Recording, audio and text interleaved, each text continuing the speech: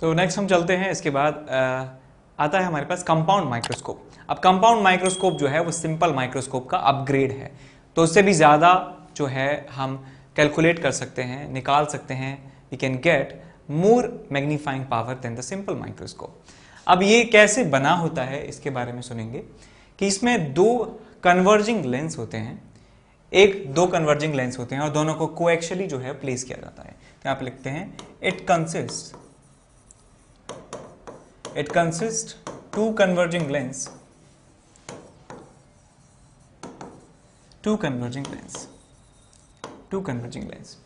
तो इनमें से दो लेंस जो हैं उनमें से दोनों को डिस्टिंग्विश कैसे करेंगे? तो जो लेंस ऑब्जेक्ट की तरफ फेसिंग होता है, ऑब्जेक्ट के पास होता है, ऑब्जेक्ट को फेस करता है, उसे ऑब्जेक्टिव लेंस कहा जाता है, और जो लेंस आंख के पास होता है उसको आईपीस कहा जाता है। तो यहां पे हम लिखेंगे the lens facing the object is called objective lens,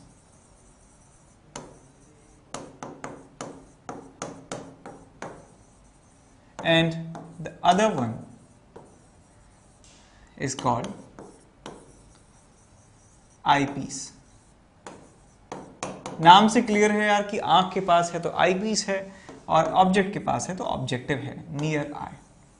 ये जो दोनों लेंसेज होते हैं ये कोएक्शियली प्लेस्ड होते हैं, प्लेस्ड कोएक्शियली, यानी कि इनका प्रिंसिपल एक्सिस दोनों का सेम रहता है। दूसरी बात ये है कि इन दोनों लेंसेज के बीच का जो सेपरेशन है वो वेरिएबल होता है, उसको हम एडजस्ट कर सकते हैं, उसमें स्क्रू लगे होते हैं, स्क्रू की सहायता से हम उन दोनों के लेंसेज के बीच का सेपरेशन जो है वो चेंज कर सकते हैं। यहाँ पे एक बात और लिखेंगे, the separation between the lenses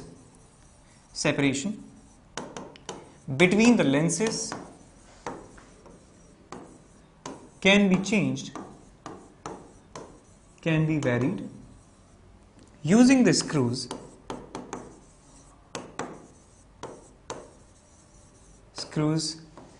placed on microscope। अब देखते हैं कि किस तरीके से इमेज फॉर्मेशन होता है इस कंपाउंड माइक्रोस्कोप की वजह से। तो यहां पे हम बना देते हैं, एक चीज और मैं आपको यहां पे बताना चाहूंगा कि जो दोनों लेंसेज हैं उसमें से जो ऑब्जेक्टिव लेंस होता है, एक चीज यहां पे देख लेंगे, objective lens has small aperture and small focal length. किसके कंपैरिजन में बात कर रहे हैं? Then eyepiece. तो ये जो ऑब्जेक्टिव लेंस होता है उसका अपर्चर छोटा होता है और जो इसका फोकल लेंथ होता है वो भी छोटा होता है। इसको याद रखने का एक ट्रिक है कि आपने गाना सुना होगा, नजर के सामने जिगर के पास। तो यानी कि जो नजर के सामने रहता है वो जिगर का टुकड़ा होता है, उसको सब चीज हम ज्यादा देंगे। तो जो आंख के पास लेंस है आईपीस, उसका अपर्चर भी ज्यादा है और फोकल लेंथ भी ज्यादा है compare to the other one. तो याद हो गया सबको कि जो आंखों से दूर है वो जिगर का टुकड़ा नहीं है और जिगर के पास भी नहीं है, तो उसको सब चीज जो है छोटी छोटी हमने दे दी। छोटा अपर्चर यानी कि एरिया जो है, जिस एरिया में से लाइट पास करेगी वो छोटा है ऑब्जेक्टिव लेंस का, और उसका फोकल लेंथ भी छोटा है कंपेयर टू द आईपीस। तो यहाँ पे हम देखते हैं कि ये आपके पास जो है छोटे अपर्चर का लेंस जो है इसको नाम दिया जाता है ऑब्जेक्टिव लेंस, और इस ऑब्जेक्टिव लेंस की फोकल लेंथ हम मान लेते हैं FO के बराबर है। ये जो बड़े अपर्चर वाला लेंस है इसको हम कहते हैं आईपीस, और इसका फोकल लेंथ मैंने मान लिया FE के बराबर, राइट। इसका फोकल लेंथ छोटा होगा, इसका फोकल लेंथ बड़ा होगा, ऑब्जेक्ट जो है इसके पास रखा जाएगा। तो यहां पे मैंने ऑलरेडी ऑब्जेक्ट दिखा दिया है, ऑब्जेक्ट को नाम मार्क कर देते हैं, ऑब्जेक्ट नंबर 1। ये आपके पास रियल ऑब्जेक्ट है और इस रियल ऑब्जेक्ट की इमेज इस लेंस की वजह से बनती है यहां पर। सर यहां कैसे मान लिए? अबे यार यहां से जब इंसिडेंट रेज चलती हैं, एक इंसिडेंट लाइट रे पैरेलल जाएगी तो वो फोकस से पास होगी, और दूसरी लाइट रे यदि ऑप्टिकल सेंटर से पास होगी तो वो ऑलमोस्ट अनडेविएटेड चली जाएगी। और हम जानते हैं कि रिफ्रैक्टेड या रिफ्लेक्टेड लाइट रेज का जो इंटरसेक्शन पॉइंट होता है उस इंटरसेक्शन पॉइंट पर ही इमेज बनती है। तो इसका मतलब इन दोनों लाइट रेज का जो इंटरसेक्शन पॉइंट है ये है, तो इस ऑब्जेक्ट की इमेज जो है वो बनने वाली है इस तरीके से।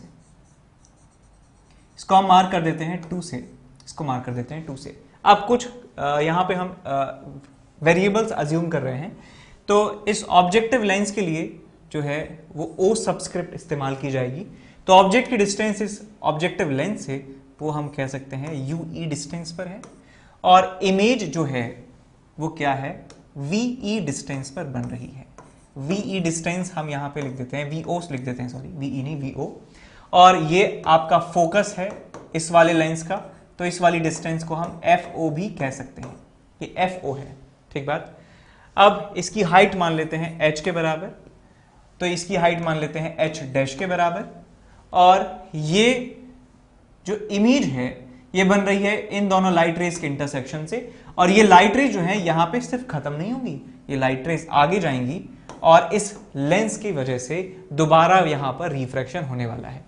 इन लाइट रेज का एक रिफ्रैक्शन यहां पर हुआ है, दूसरा रिफ्रैक्शन यहां पर हुआ है, और रिफ्रैक्शन के बाद जो लाइट रेज हैं वो इधर चली जाती हैं और वो डाइवर्जिंग नेचर की होती हैं। डाइवर्जिंग नेचर की है, इसका मतलब सेपरेशन बढ़ता जा रहा है, सेपरेशन बढ़ता जा रहा है, तो इसका मतलब आगे कभी ये इंटरसेक्ट नहीं कर सकती हैं। इसका मतलब इस लेंस के परे इमेज नहीं मिलेगी आपको।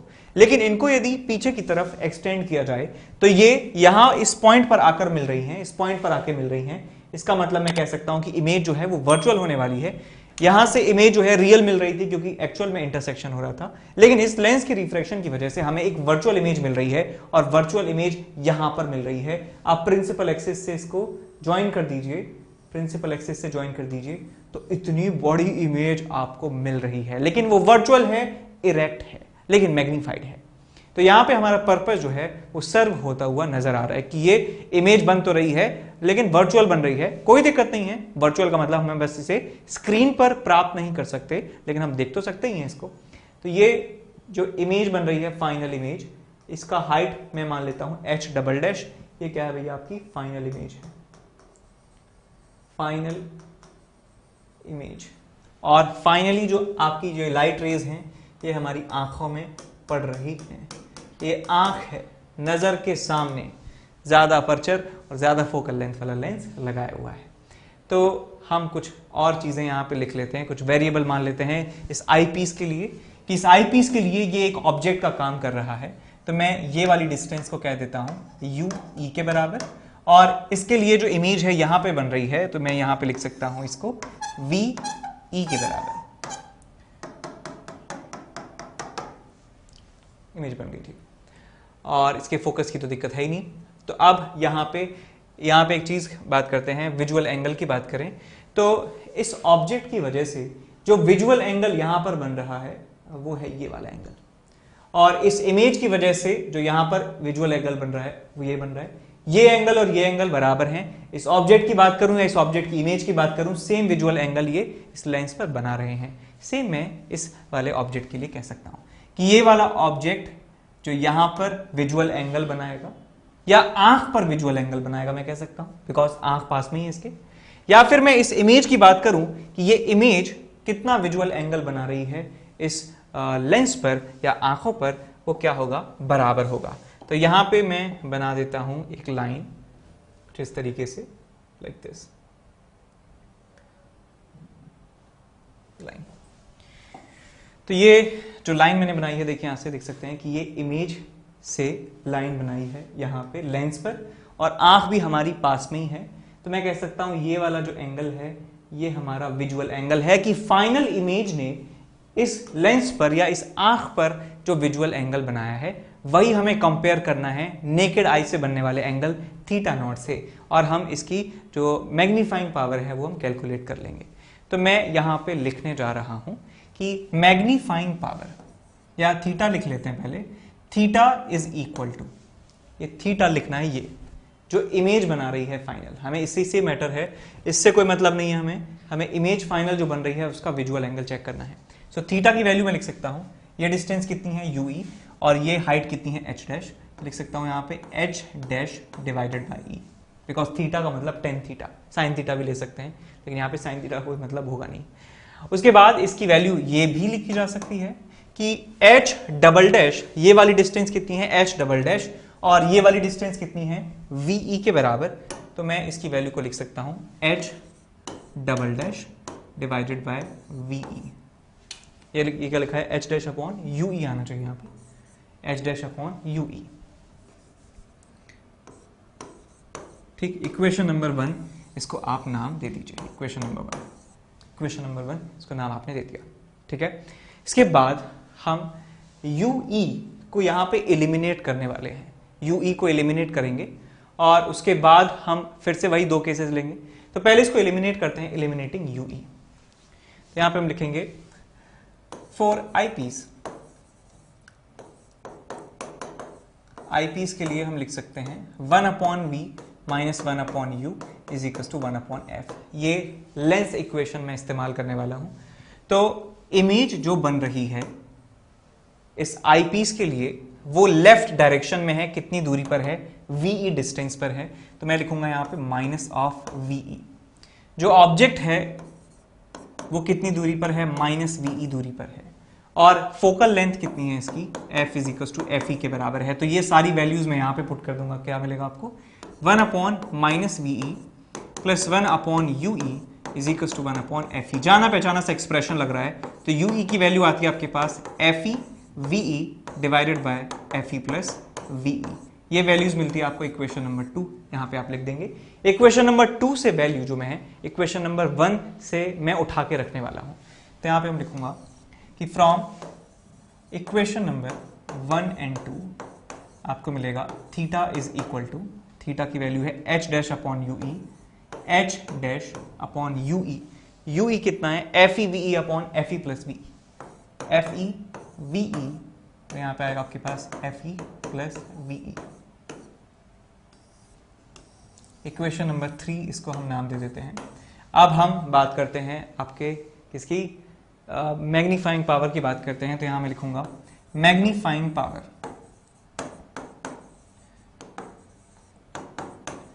Magnifying power of compound microscope.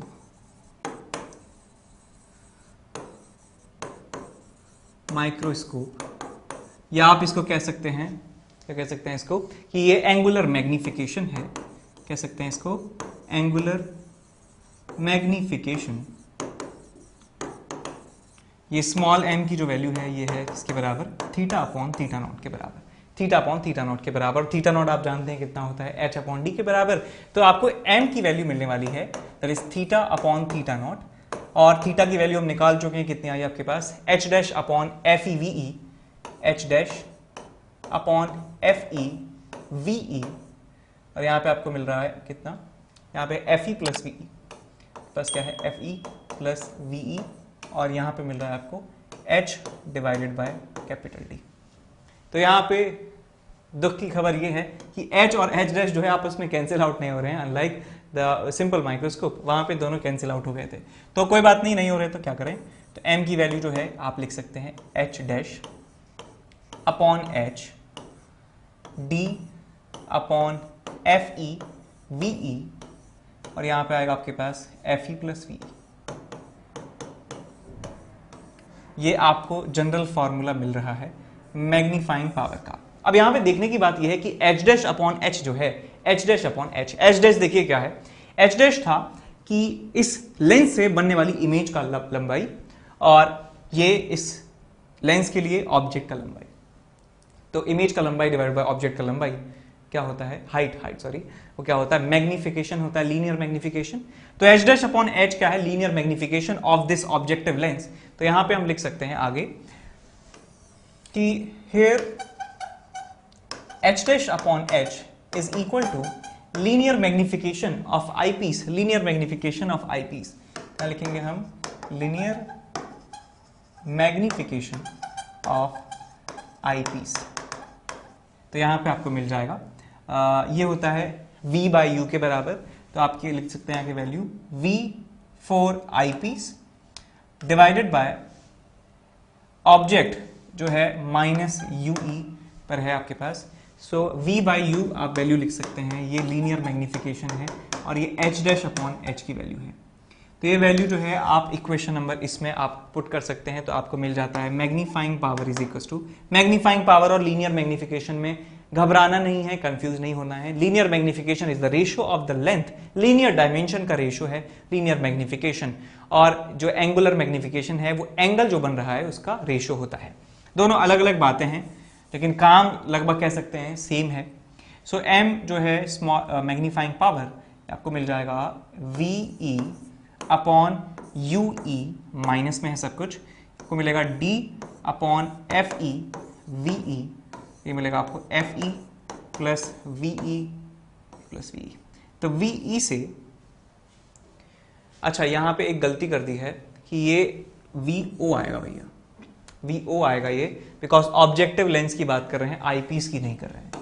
गलत लिख दिया यहाँ पे, दिस इज ऑब्जेक्टिव, क्योंकि ये वाला तो लेंस ऑब्जेक्टिव था ना, तो ऑब्जेक्टिव लेंस था ना, तो सारी जो है क्वांटिटीज यहाँ पे ऑब्जेक्टिव लेंस की इस्तेमाल की जाएंगी। तो ये ऑब्जेक्टिव लेंस के लिए है, तो यहाँ पे F यहाँ पे आना चाहिए, UO आना चाहिए, और VE नहीं आना चाहिए यहाँ पे, ये आना चाहिए यहाँ से लेके यहाँ तक VO आना चाहिए था। तो इसको भी आप करेक्ट कर लेंगे, this is VO upon UO, so this is VO upon UO, और ये कटेगा नहीं, ये VE रहेगा, ठीक है। तो ये रिजल्ट आपको मिलता है मैग्नीफाइंग पावर का, मैग्नीफाइंग पावर का ये रिजल्ट आपको मिलता है। क्वेश्चन नंबर 3 इसको नाम दे देंगे। अब हम इसके दो केसेस की बात करते हैं, एक होता है नॉर्मल एडजस्टमेंट। तो केस नंबर 1 यहाँ पे लिखेंगे, केस नंबर 1 नॉर्मल एडजस्टमेंट।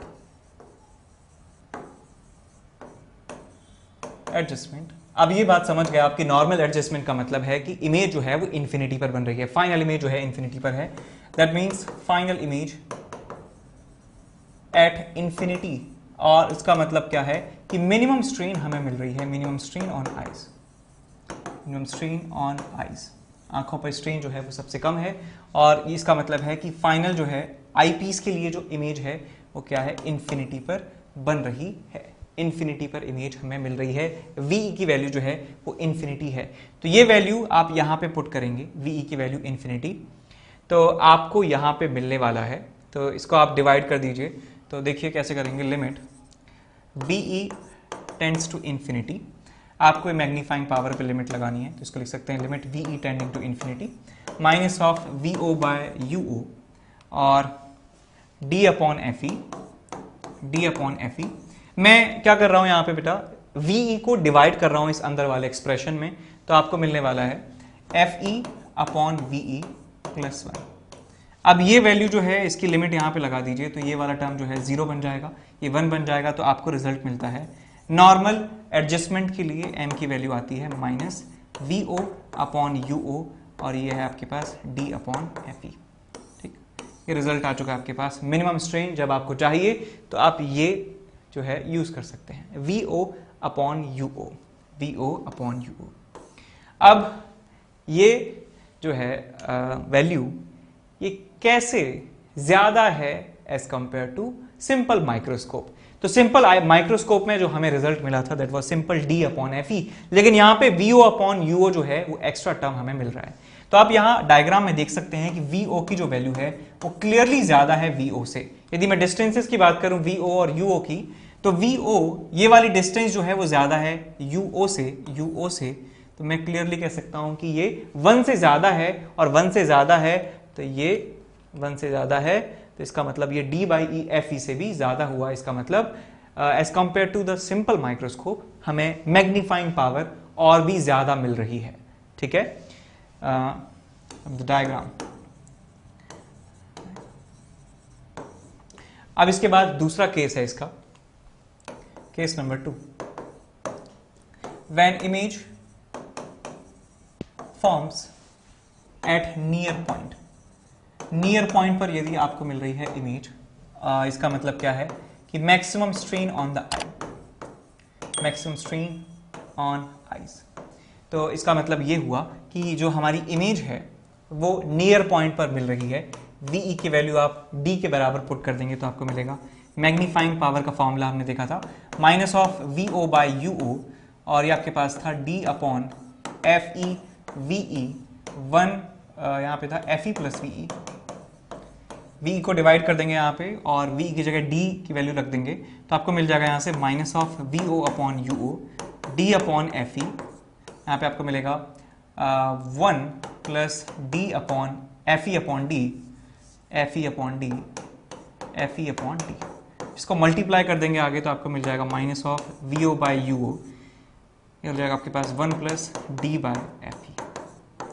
तो यहाँ पे आपको मिल जाएगा वह नियर पॉइंट पे जब इमेज बना रहे हैं, आप मैक्सिमम स्ट्रेन लेना चाह रहे हैं, तो आपको ये रिजल्ट मिलता है। और ये रिजल्ट आप साफ साफ देख रहे हैं कि ये वाला जो टर्म था 1 plus d by f E, ये था magnifying power for simple microscope when image is at the near point. लेकिन अब हमें जो कंपाउंड माइक्रोस्कोप की मदद से ये फैक्टर एक्स्ट्रा मिल रहा है, और ये फैक्टर हम जानते हैं कि 1 से ज्यादा है। इसका मतलब कि कंपाउंड माइक्रोस्कोप में जो मैग्नीफाइंग पावर हमें मिल रही है वो सिंपल माइक्रोस्कोप की magnifying power in same mode से भी ज्यादा मिल रही है। ठीक, तो हमारा जो पर्पस है यहाँ पे सर्व होता हुआ दिख रहा है कि हमने अपग्रेड हो चुके हैं ओवरऑल, कि सिंपल माइक्रोस्कोप में जो मैग्नीफाइंग पावर मिल रही थी उससे भी ज्यादा हमें इस कंपाउंड माइक्रोस्कोप में पावर मिल रही है। तो अब इस कंपाउंड माइक्रोस्कोप में हम कैलकुलेट करने जा रहे हैं लेंथ ऑफ ट्यूब। अब लेंथ ऑफ ट्यूब क्या होता है कि ये लेंस जो है आपका ऑब्जेक्टिव लेंस, ये आपका आईपीस लेंस जो है, इन लेंसेज के ऑप्टिकल सेंटर के बीच की जो दूरी है, लेंसेज के बीच का जो डिस्टेंस है, उसे लेंथ ऑफ ट्यूब कहा जाता है। बिकॉज एक ट्यूब में ये दोनों लेंसेज बंद होते हैं, तो हम उस ट्यूब की जो लेंथ है वो हम कैलकुलेट कर सकते हैं। तो यहाँ पे आप देखेंगे ध्यान से कि यहां से लेके यहां तक की जो डिस्टेंस है वो किसके बराबर है, VO के बराबर है, और यहां से लेकर यहां तक की जो डिस्टेंस है किसके बराबर है, UE के बराबर है।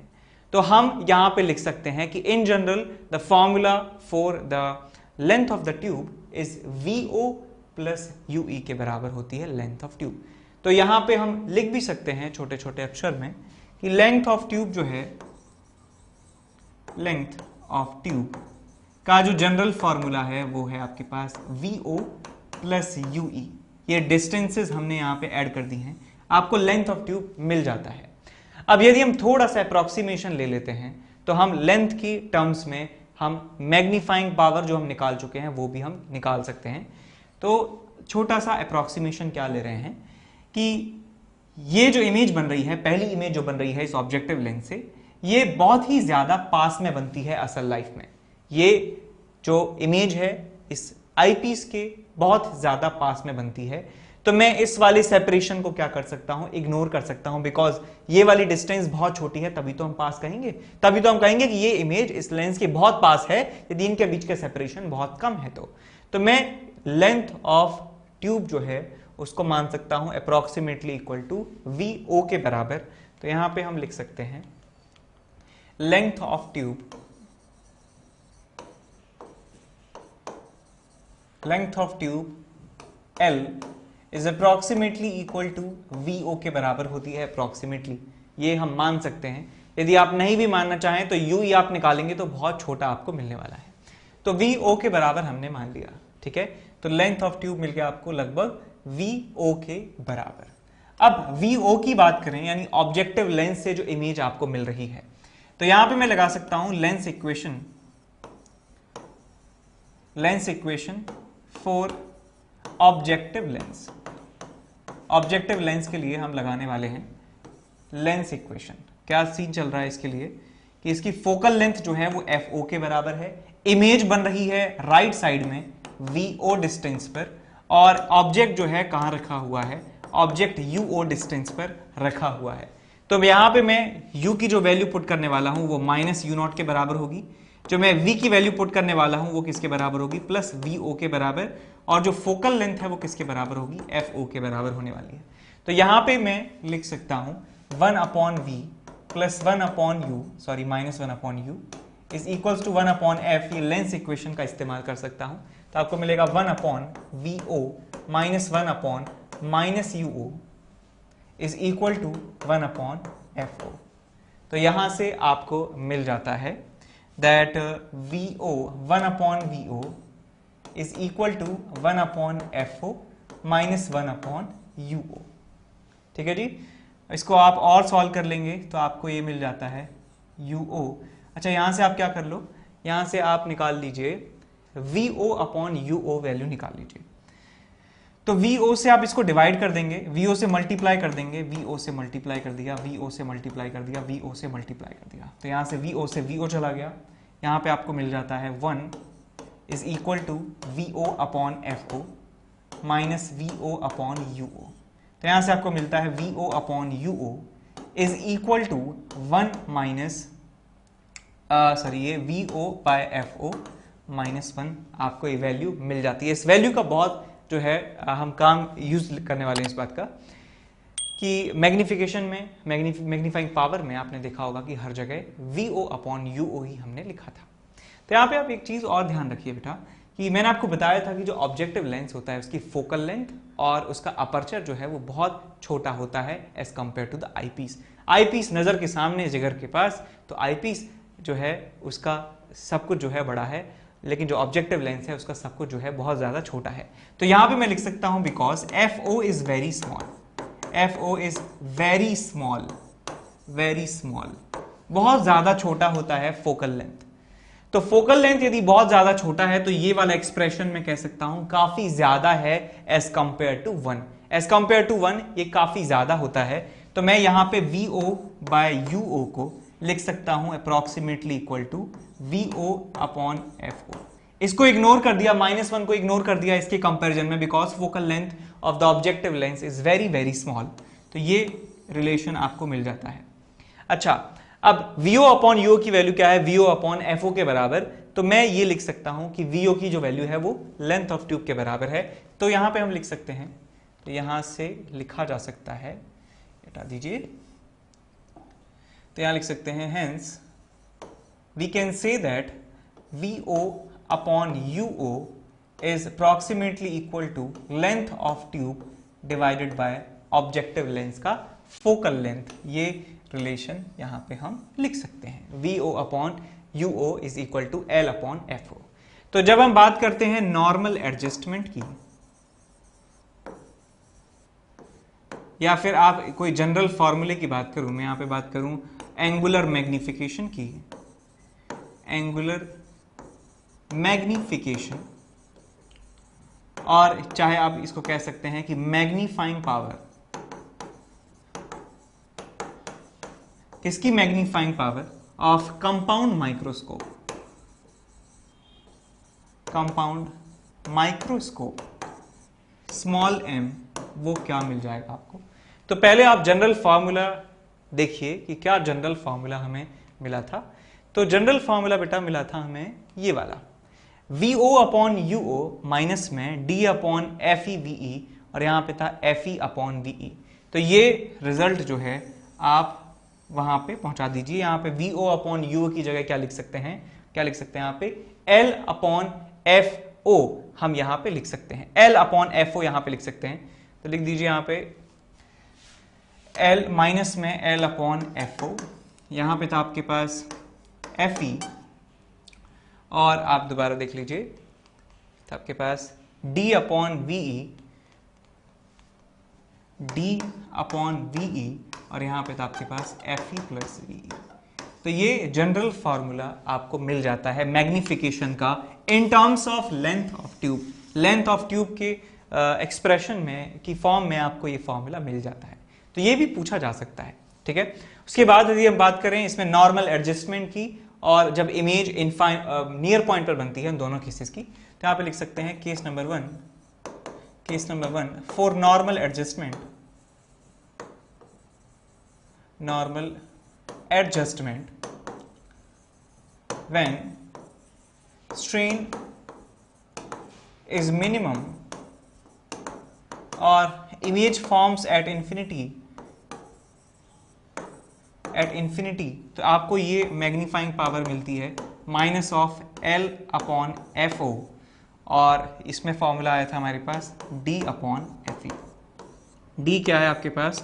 Least distance for clear vision.